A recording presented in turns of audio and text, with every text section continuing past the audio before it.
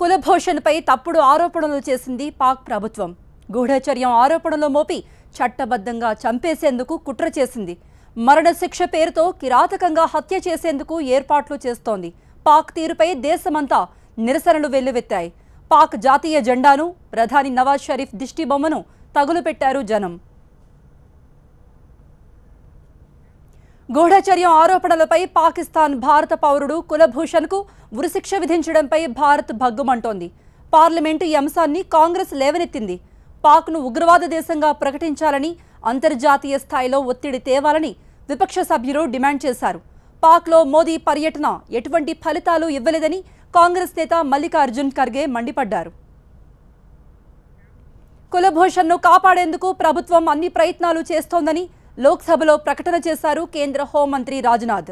ఇరాన్కు వ్యాపార పనుల నిమిత్తం వెళ్లిన కులభూషణ్ను పాక్ కిడ్నాప్ చేసిందని ఆరోపించారు.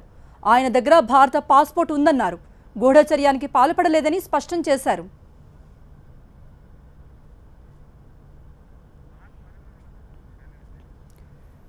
మరిన్ని అప్డేట్స్ ఢిల్లీ నుండి మా ప్రతినిధి మహాత్మా అందిస్తారు. మహాత్మా,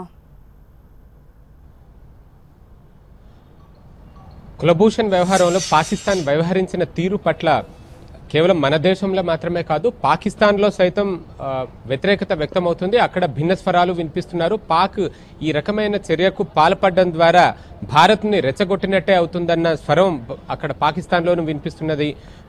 అంతేకాదు, మన దేశం అయితే విదేశీ వ్యవహారాల శాఖ మంత్రి సుష్మా స్వరాజ్ తీవ్రమైన స్వరంతోటే పాక్ని హెచ్చరించింది. కులభూషణ్ విషయంలో వ్యవహరించిన తీరు ఏమాత్రం సరిగా లేదు.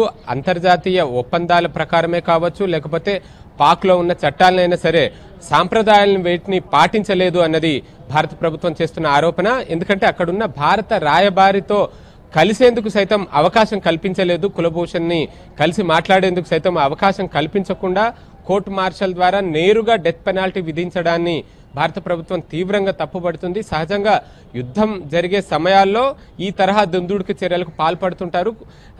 లేని పక్షంలో ఈ తరహా చర్యలకు పాల్పడితే కనుక ఖచ్చితంగా రెండు దేశాల మధ్య ఉన్న సత్సంబంధాలు పూర్తి స్థాయిలో చెడిపోయే అవకాశం ఉంటుంది. పాక్ ఇప్పుడు ఈ చర్య ద్వారా ఏం కోరుకుంటుంది, ఏం చెప్పదలుచుకున్నది అన్నది మనకు స్పష్టంగా అర్థమవుతుంది. బలూచిస్తాన్ వ్యవహారం పాక్ అంతర్గత సమస్య అయినప్పటికీ దాన్ని ఎదుర్కోలేక సతమతం అవుతున్న నేపథ్యంలో బలూచ్ ఆందోళనకారులకు భారత ప్రభుత్వం మద్దతు తెలుపుతున్న సందర్భంలో అక్కడ జరుగుతున్న ఆందోళనల వెనుక భారతే ఉంది అన్నది ఎస్టాబ్లిష్ చేయాలన్న ఉద్దేశంతో పాక్ ప్రభుత్వం ఈ కుట్రకు తెరదించిందన్నది మనకు స్పష్టంగా అర్థమవుతుంది.